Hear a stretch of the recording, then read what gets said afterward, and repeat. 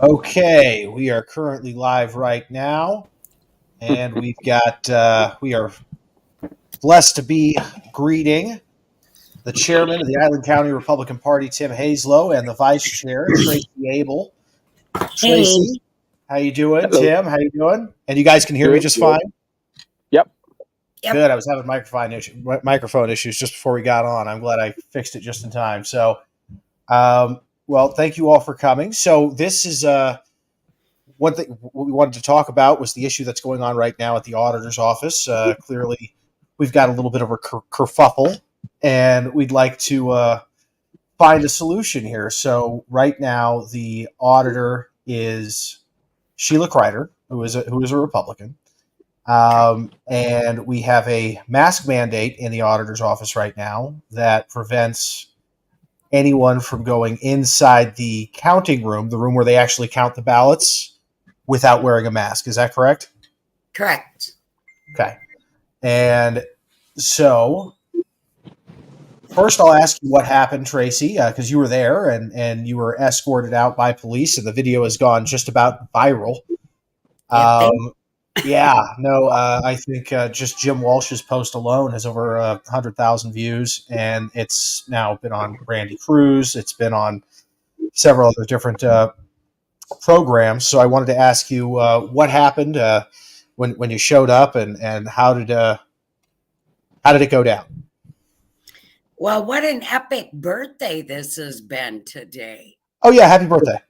And thank you for having me on. I mean, I guess first I want to say I love my auditor, okay? And I get where she's coming from. She's very fearful for her workers. And, we've just been bombarded with propaganda saying how bad this COVID is. And unfortunately, she's in it too. So I understand what she's doing, but it just hinders my job to observe. And so I first found out about it on Friday, and it was kind of late, so I couldn't tackle it then, and was contacting everybody. And then on Monday, I went in there, and there was another observer in there, and the police were there, and because I had posted that, this is what's happening. And the accommodations, because I think what they're trying to say is, hey, we're accommodating you, right? We're going to put you in the hallway in a doorway, and you're going to do okay. Okay, well, no, we're not going to do okay. And so I was there for a while trying that, because if you wear a mask, you're in the hallway. If you don't wear a mask, you're in the hallway.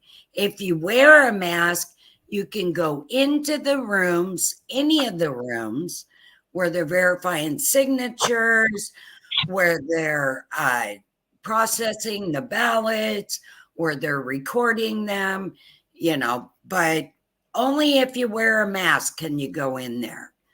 And you just simply can't see. So I had to make a stand. I just had to say, no, we're not going to do this.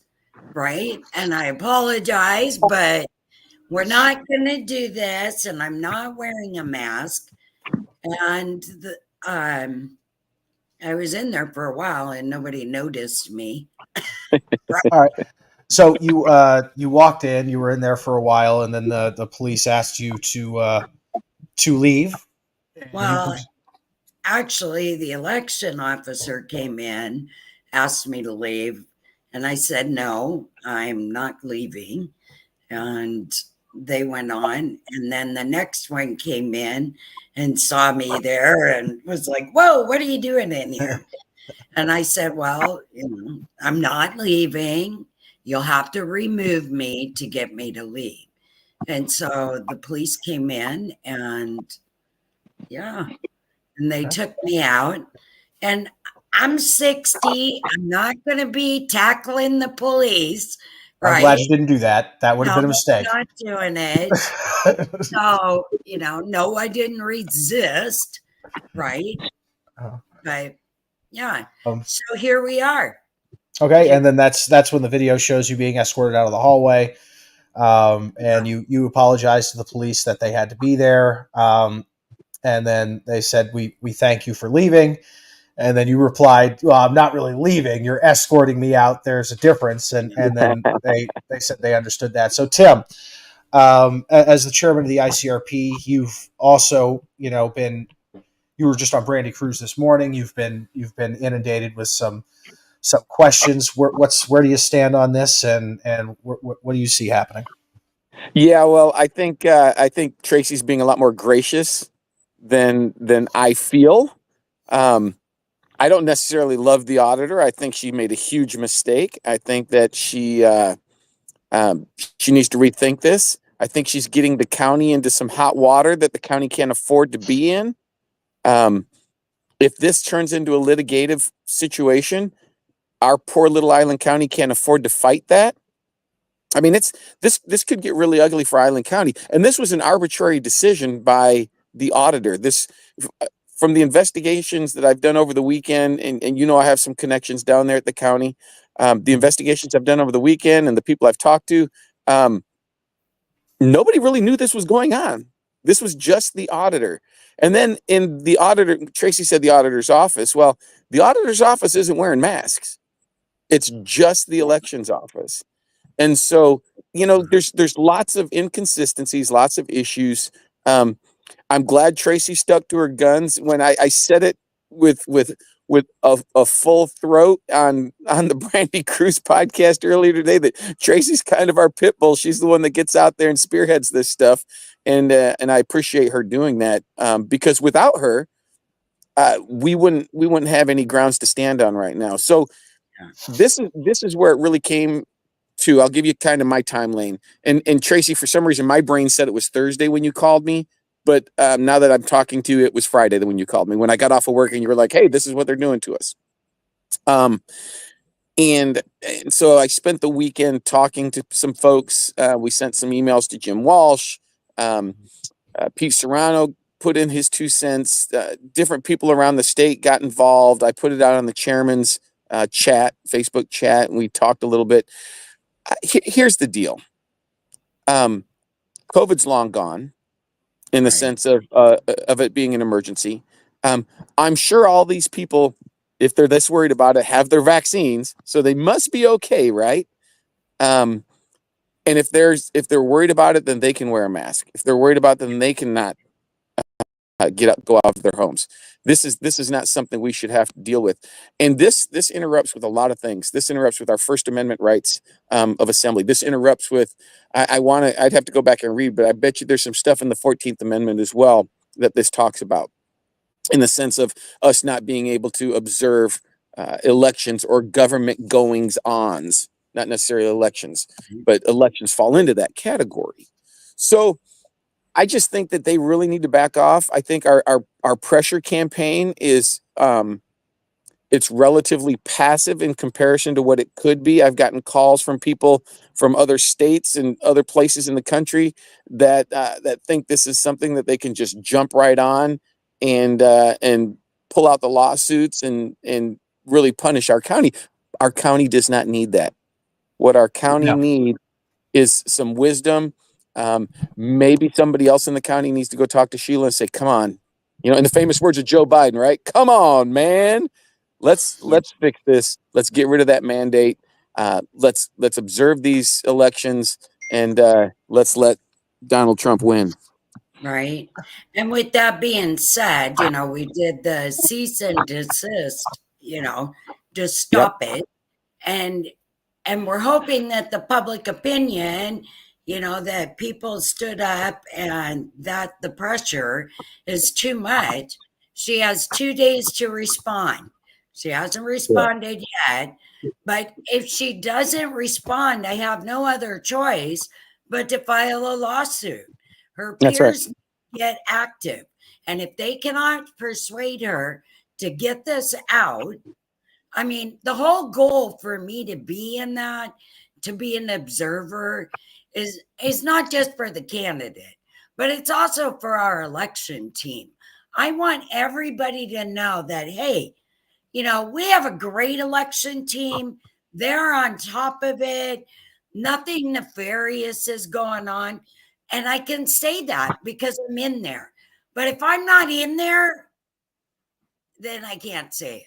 And so that doesn't look good. And we just have no other choice. I don't want to sue our county either. Right. Mm-hmm. But That's right. if you don't back down, it's not about the money. I'd use the money personally to build a new election building. I mean, geez, we need to, I don't know what Island County's doing, but we really need to revamp that building. They need some new equipment in there. This is just unacceptable, really. Okay. Yeah. And now, to be fair, this isn't all of Island County. This is just one office. So I a lot of Island County is completely innocent of this. Well, I was talking the building, right? Right. Okay. Yeah. Because all of Island County is responsible for neglecting the election system here. Okay. Oh, no, I agree that is a problem that definitely needs to be addressed. It's obvious that this building has been neglected, that the election department has been put on the back burner, right? And that's unacceptable. I mean, we just can't be like that. All right. Now, to be fair to everyone, I did try and get some information from people that work in the auditor's office, and I got a couple of points, and I want you guys to be able to answer to them. Now, first of all, their whole reasoning behind them saying that they are able to enforce a mask mandate is right here. I'm going to see if you guys can see it. You guys can see that?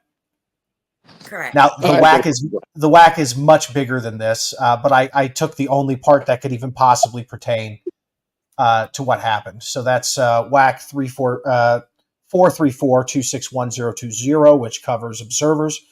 The county auditor shall provide written rules for observers.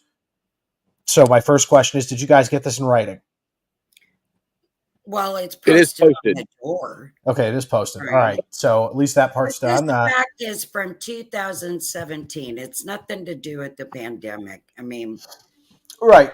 So this is the basis that they are using. Yeah. And so I talked to Serrano, and he says this isn't even relate to this. So okay.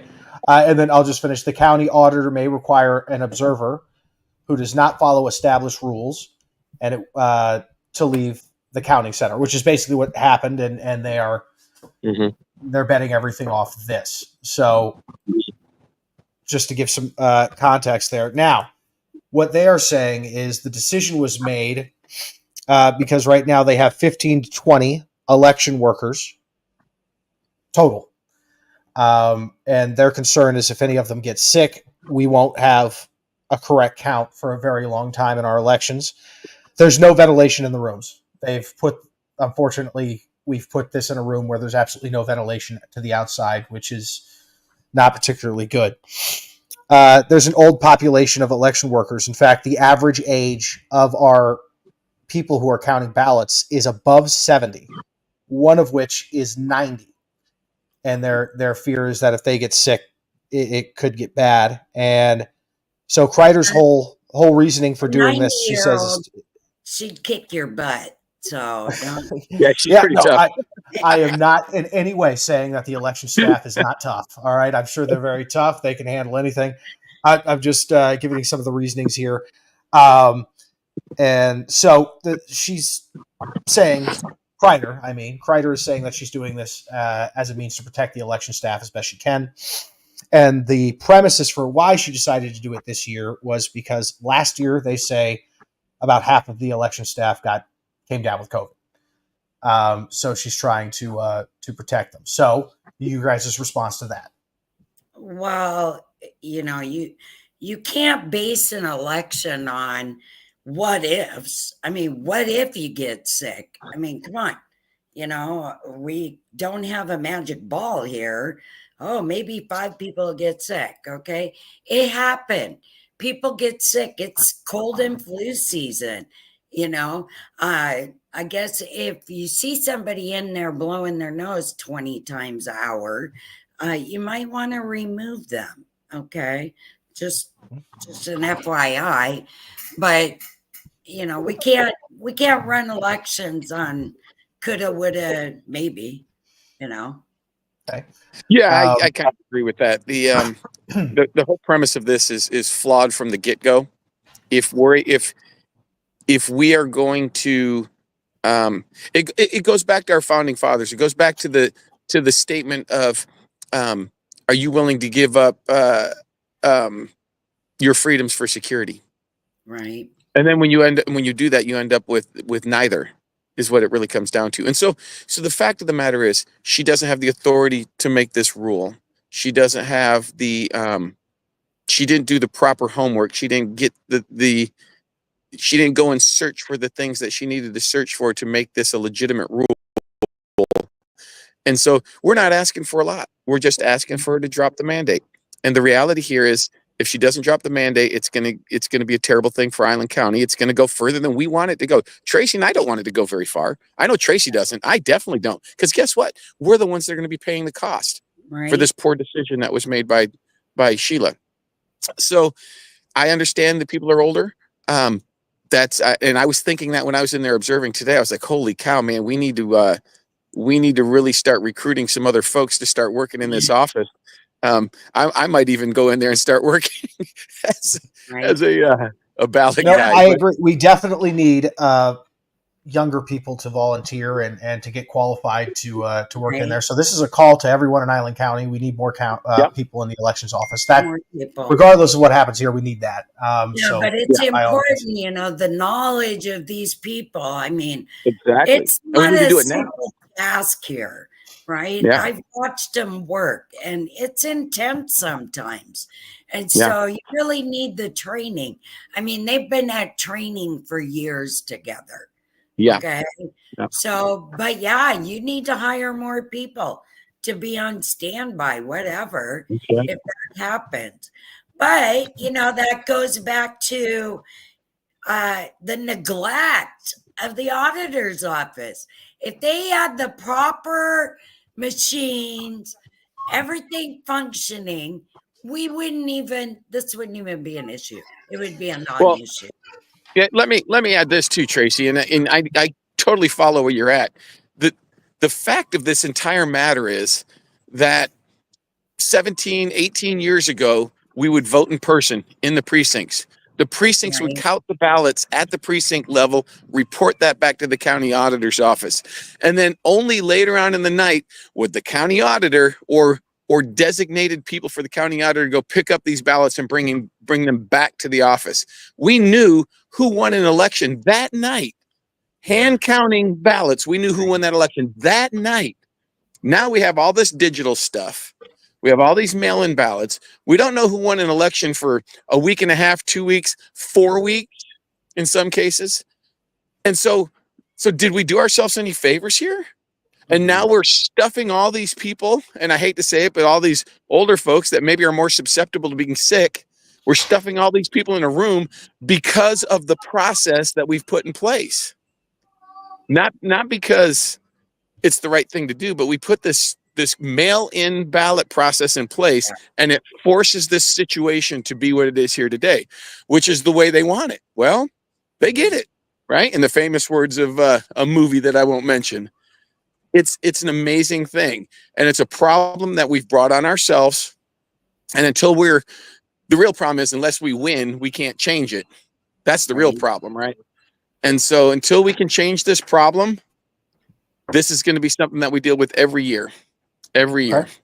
So. Now, going back specifically to the situation we're dealing with the mask mandate and the potential litigation, when we've got Joy writes, this is Republican on Republican violence. And so let me ask you this question. Gosh, it's not violence. I'm not. Well, I know it's not. Nobody got physically violence, but it's political. Taking down. Yeah, no, but So the concern is if, let's say, and you guys are very well established members in the party. There's no separating you guys from the party.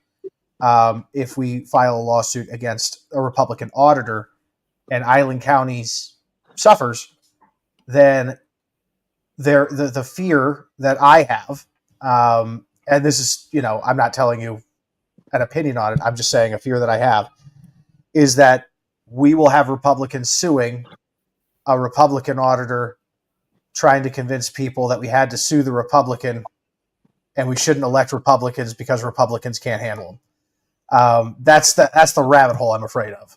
Yeah, Well, here I'm gonna be what it could, I disagree, and I'm gonna be real. I'm gonna be real abrupt here. Whoever called this Republican, what did this person say? Oh, Republican on Republican, Republican versus Republican. I added the violence myself. Yeah. Oh, okay. There's no violence there. There's one thing that you will find is that the Republican side does not have. There's not a lot of violence on the Republican side. We do things correctly, lawfully, and peacefully, and so that's not going to happen. Here's the reality: we got a bunch of soft, squishy, old school, been around forever and ever Republicans in Washington State that aren't going to and won't change anything. And we've been electing these people in primaries, or we've been pushing them up through the party system for so many years. They're still not winning, even though we're pushing up the most electable candidates. How many of them are in office? Yeah. You see what I'm saying? In office. So I'm there you go. My point is well made, isn't it? My point is well made. I'm done pulling punches, guys. This is the fact. We need some strong conservative leadership. We need them to step up, win, lose, or draw. We need them to make the fight, keep it in the forefront of everybody's mind. And ultimately, when this state dissolves into the chaos that it's heading to, the people will realize that they went the wrong way and that pendulum will swing. Right. So I just can't accept the Republican on Republican. And if we have a disastrous Republican, then it's our jobs as Republicans to go to them and correct them or get rid of them if they're not correctable. Right. And so that's part of our job as Republicans. We can't, we're not Democrats where we're just going to roll over and say, oh, you got a D next to your name, you must be great. Yeah. So, my opinion, for what it's worth. Right. All righty. And we also got a write-in from candidate Kerry Kennedy. Oh, hey, Kerry. Yeah. Oh, and I can show it. Neat. So emails sent to the candidate and, sent 2 observers per candidate, no mention, no written mass mandate. I think what she means is emails were supposed to be sent to each candidate, letting them know about the mass mandate, and they didn't receive those emails because each candidate is allowed to bring in 2 observers. Well, right. I think they had the meeting, because I set up the sign up Genius so you could go on there and do your shifts. And I kind of went right after the ballots dropped. I thought, okay, we're going to be in there right now, right? So they hadn't actually done their prep thing. So I believe their meeting was on Thursday. And then I came in on Friday because I knew they weren't doing anything on Thursday, and they had a staff meeting. So, and Sheila said the canvas, I think it was Sheila, but somebody said they all made the decision. So, well, now to be fair, and we do need to point this out, the person who made the decision ultimately is the auditor. The auditor is responsible for the decisions that are made. Right. So Sheila Kreider made the decision. Yep. Now the other people in the auditor's office may have supported it, but ultimately, whenever we talk about elected offices, I'm always going to hold the elected official responsible. I'm never going to dox or hold anyone inside that's that works for the elected official responsible. So, yeah, no, I agree with that. Yeah, and let's see here. Well, and the data is there. Masks do not work. Our workers are wearing these masks, and like you said, they are older. And I watched them breathing. Okay, they're having a hard time breathing. Yeah, I So saw that too. it's not just about us. This is about our people, right? Our Yeah. workers. This is not safe. Like I said, you can pretend we got COVID going on and the masks work, but in reality, the data proves otherwise. So, we need to protect our people from irrational decisions. I mean, when you have the health department not knowing we're having a COVID problem, that's an okay. So that is the one part that does make it interesting, because the Yeah, health department was contacted. The health department says no, there is no outbreak of COVID. This isn't required, and so Sheila Kreider is entirely defending herself based off the whack, not because of any mandate by the governor. No, there is no Personal mandate by the feelings and governor. opinion. yeah. Right. I was she made the decision based off she and I believe her when she says she's trying to protect her staff. I believe her on the face value. What she's trying to No do is doubt. protect her staff, No Yeah. and we doubt. can agree or disagree. And even in the Republican Party, there's agreements and disagreements on whether or not masks work. I don't think that's the issue. The issue is, does she have the authority to do it? One, and Exactly. two, if she does, did she make the right call? And it's I think there's more to it than that. Does she have the authority to do it? Is one. And is there a precedence for her to make this decision? That's even bigger than if she has the authority.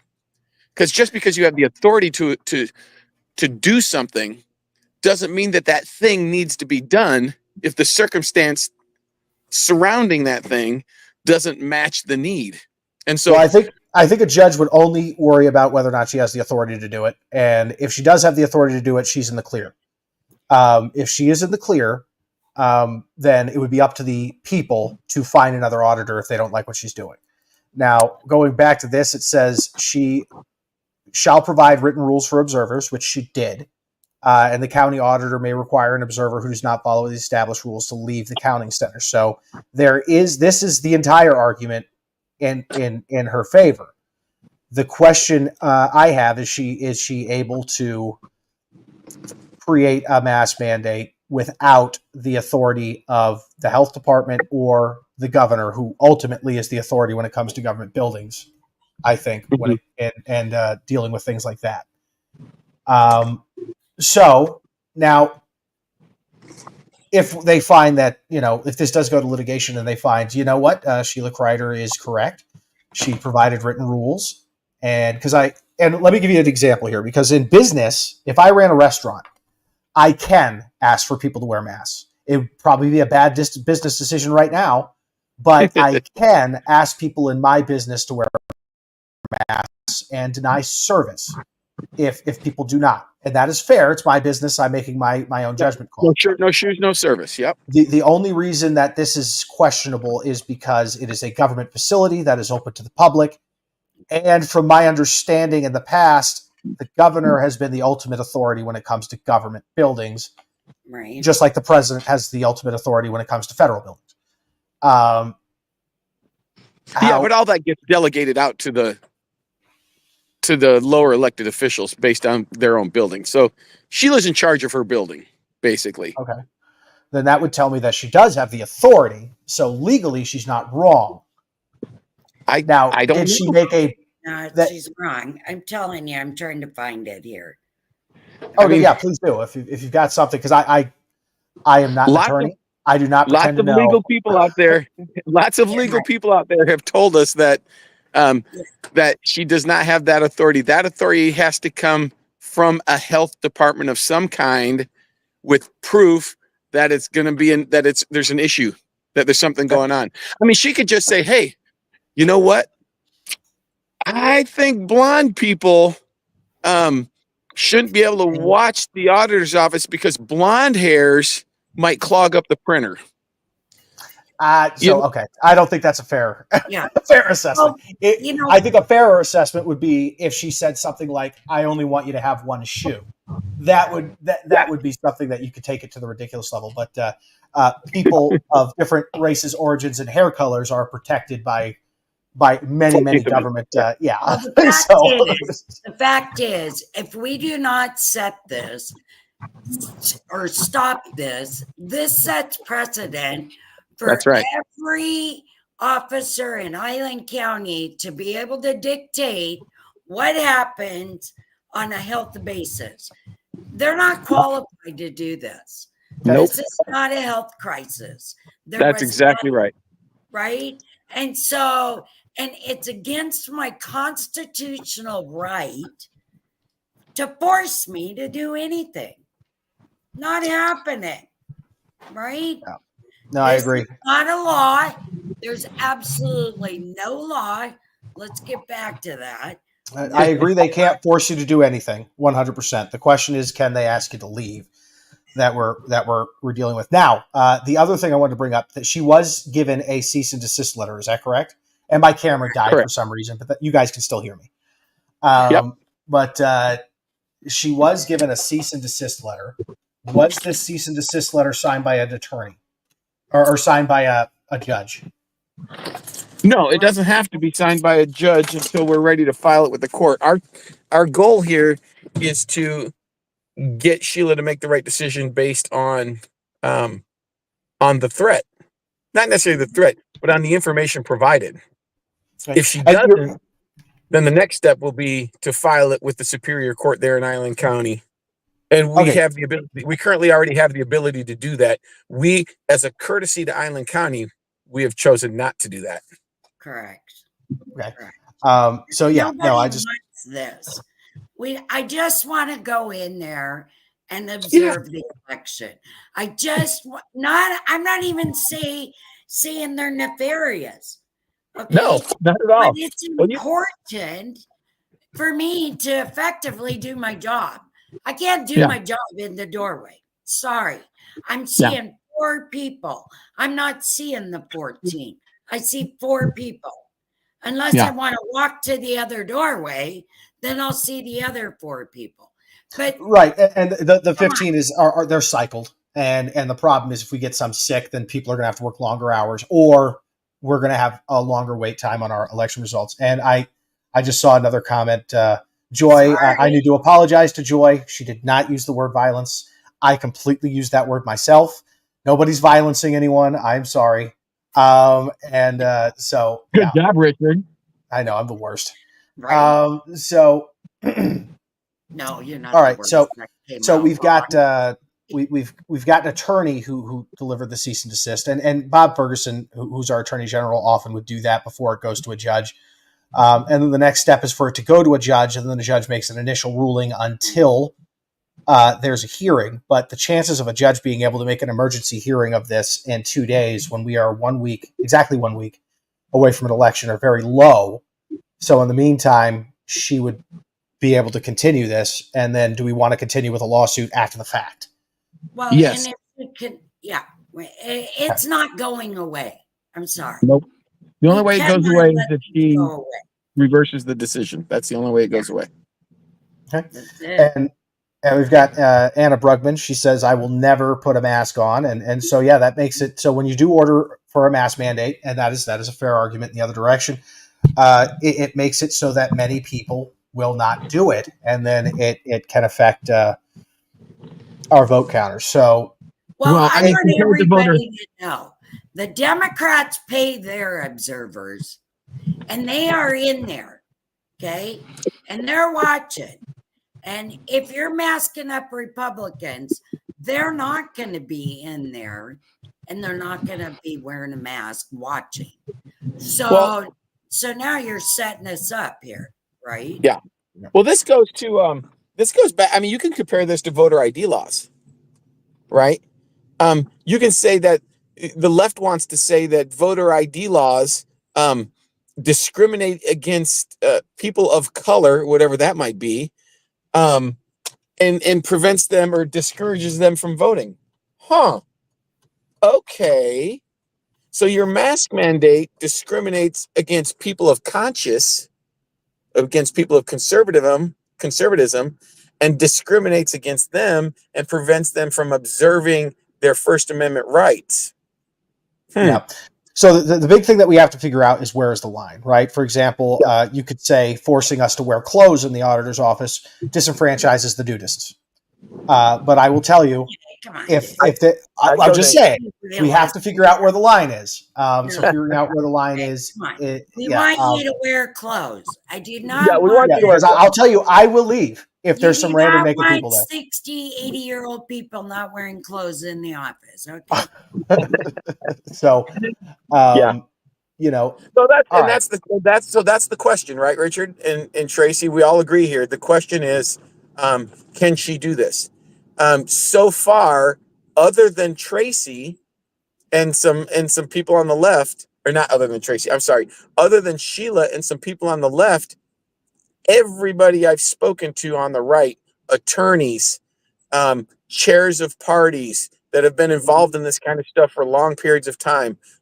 Everybody I've spoken to, with the exception, Sheila hasn't spoken to me, but she actually hung up on one of our PCOs, our state committeeman, Jim Spaltman. but Jim Spaltman. So, No. and she hung up on Tracy too, I believe, didn't she, Tracy? No, I didn't. No, No, it she wasn't you. Okay, somebody else told me that they got just hung up on wouldn't as look well. at me at first because Yeah. she knows I'm not for this.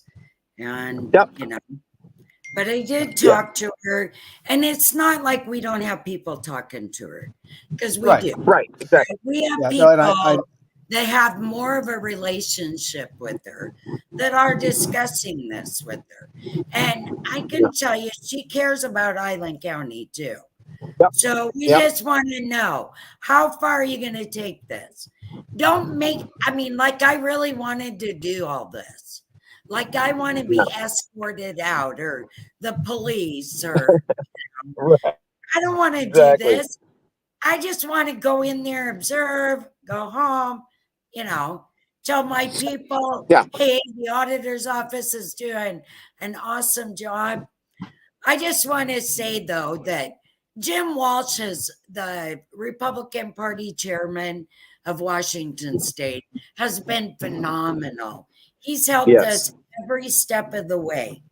So, yeah, we do have. That brings me back to the point. Yep, that everybody we've talked to so far has said no, that WAC doesn't give the authority for something of this nature, and that they believe that this is an unlawful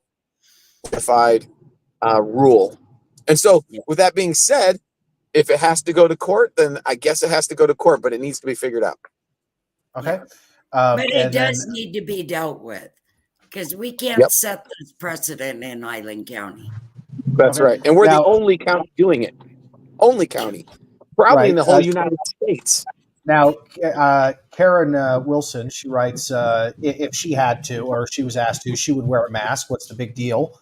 And, that's Come on down. That's a question that's fair to ask. So I guess the question I have is, because we do need our observers to be there. I mean, just on both sides, because we just want to make sure that people can say, yeah, no, everything was good. And I think everything right now that they're doing in the auditor's office is good. I think Sheila Kreider's done a fantastic job with that. And I can tell, because if you guys remember the auditors, or not the auditor, I'm sorry, the election for the assessor between TJ Kabusiak and Kelly Mauk, where Kelly Mauk won by 12 votes.